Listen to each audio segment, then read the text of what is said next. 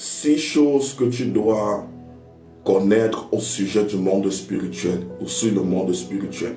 Numéro 1, c'est que le monde spirituel a existé avant le monde physique. La Bible dit dans le livre de Genèse chapitre 1 verset 1, au commencement Dieu, donc Dieu est esprit. Les anges sont des esprits, les démons sont des esprits, donc, et nous savons tous que ces esprits ont existé avant la création du monde physique. Ça veut dire que le monde physique tire sa source du monde spirituel, selon Genèse chapitre 1. Donc le spirituel a existé avant le physique. Et c'est ce que Dieu pouvait faire comprendre à Jérémie. Dans Jérémie chapitre 1 verset 5, le Seigneur lui fait comprendre qu'avant qu'il ne soit né, avant qu'il ne soit formé et qu'il ne sorte des entrailles de sa mère, Dieu l'avait déjà établi et consacré comme prophète des nations. Ça veut dire que Dieu le connaissait dans l'esprit avant qu'il ne naisse, avant qu'il ne vienne sur terre. Donc le monde spirituel a existé avant le monde physique. Donc le monde spirituel vient avant le physique. Le spirituel vient avant le physique. La deuxième chose que tu dois savoir sur le monde spirituel, c'est que dans le monde spirituel, il y a 2 camps. Il y a 2 camps dans le monde spirituel. Il y a 2 royaumes. Le royaume de Dieu et le royaume de Satan. Jésus établit cette différence dans le livre de Matthieu chapitre 12. À partir du verset 26, il parle du royaume de Satan qui est dirigé, contrôlé par Satan. Et il a à sa charge les démons, les sorciers, des dominations, des principautés et tout ce qu'on connaît. Il y a également le royaume de Dieu qui est composé de Gabriel, de l'archange Michael, des anges, qui est constitué de l'armée céleste, les anges et de l'armée terrestre, à savoir l'Église. Donc si tu n'es pas dans le camp de Jésus-Christ, automatiquement tu es dans le camp de Satan, tu es dans le royaume des ténèbres. Tu ne peux pas être au milieu. Même si tu n'as pas signé un pacte avec Satan, même si tu n'as pas vendu ton âme au diable, tu ne peux pas être au milieu. Soit tu appartiens à Jésus-Christ, soit tu appartiens au royaume des ténèbres. Dans le règne spirituel, la troisième chose que tu dois connaître et comprendre, c'est que le monde spirituel contrôle le physique. Donc le monde physique est contrôlé par le monde spirituel. Dans le livre d'Exode chapitre 17, la Bible nous relate l'histoire d'Israël lorsqu'ils étaient en train de sortir de l'Égypte. Amalek est venu les attaquer par derrière. Et la parole de Dieu nous fait comprendre que Moïse est allé sur la montagne prier et il était soutenu et accompagné par Aaron et Hur. Lorsque les bras de Moïse étaient levés, étaient tendus, la Bible nous fait comprendre qu'Israël avait le dessus dans le combat. Mais lorsque les mains de Moïse se fatiguaient, ses bras baissaient, Amalek avait le dessus, leurs ennemis avaient le dessus. Ça veut dire que c'est le spirituel qui contrôle le physique.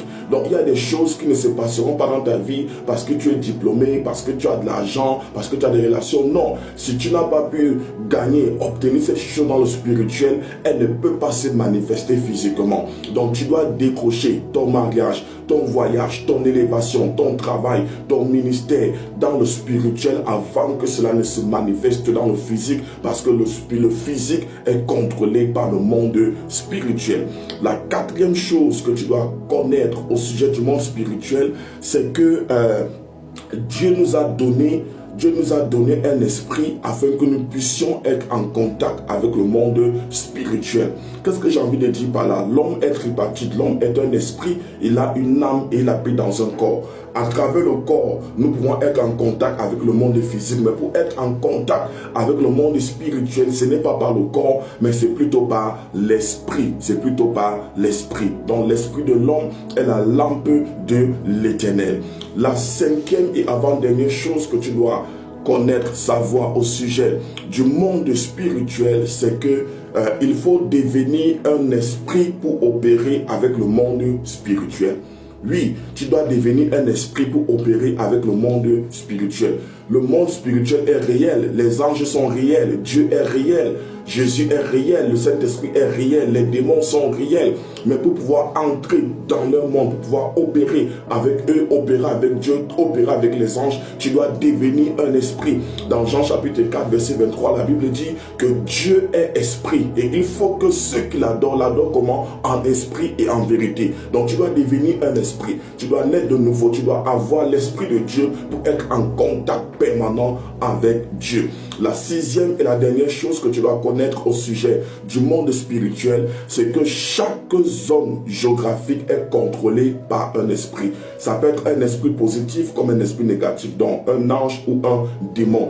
Toute zone géographique est contrôlée par une puissance spirituelle. Dans Genèse chapitre 28, lorsque Jacob s'enfuyait pour sauver sa vie, lorsque son frère Ésaü a juré de le tuer, la Bible nous fait comprendre qu'il est arrivé à un endroit où il a utilisé une pierre comme son oreiller et pendant qu'il était en train de dormir, il a eu une vision, il voyait les anges qui montaient et qui descendaient sur une échelle et le ciel était ouvert.